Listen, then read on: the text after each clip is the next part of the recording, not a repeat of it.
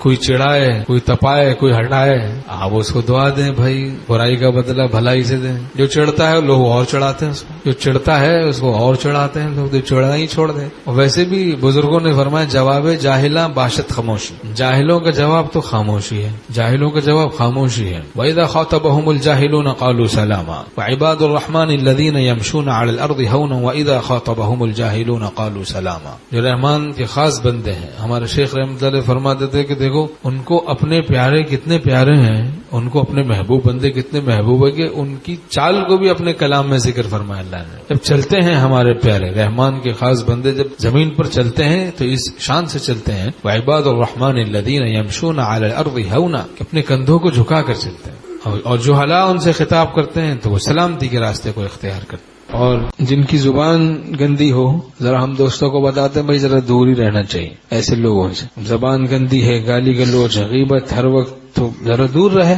خام خواہ، ورنہ آدمی پھنس جاتا ہے، مشکل میں کسی آزمائش میں مبتلا ہو جاتا ہے۔ زبان گندی ہو جن کی دور رہنا چاہیے۔ حضرت حاجی امداد اللہ مہاجر مکی رحمۃ اللہ علیہ نے فرمایا، حضرت حکیم الامت تھانوی رحمۃ اللہ علیہ کو نصیحت فرمائی کہ کبھی کسی سے الجھنا مت، اس رد و قدح میں نفسانیت آ ہی جاتی ہے۔ حضرت حکیم الامت رحمۃ اللہ علیہ فرماتے تھے اس نصیحت پر میں نے عمل کیا تو اتنا کام دین کا ہو گیا، ورنہ الجھتے رہتے تو کیسے دین کا کام کرتے ہیں۔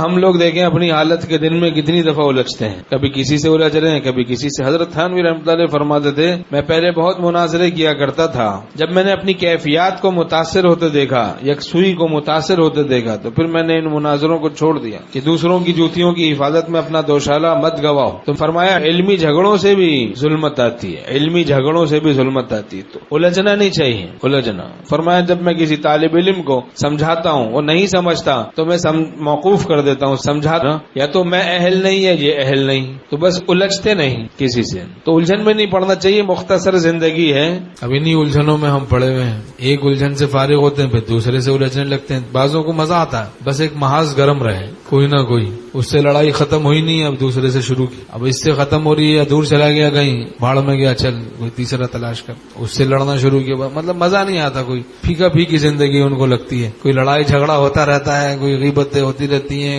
تو میں ہوتی رہتی ہے، تو خون میں گرمی رہتی، جوش رہتا ہے، پتہ نہیں کتنا ذوق خراب ہو گیا اندر، جبکہ اللہ کی عبادت میں لگتے، ذوق میں سلامتی ہوتی تو اللہ کی یاد سے جان میں جان معلوم ہوتی، یاد حق سے جان میں جان آتی، اطمینان نصیب ہوتا۔ نفس امارہ ہے، باطن میں نفس امارہ پوشیدہ ہے، نفس مطمئنہ میں تبدیل نہیں ہوا، جب یہ حال ہے۔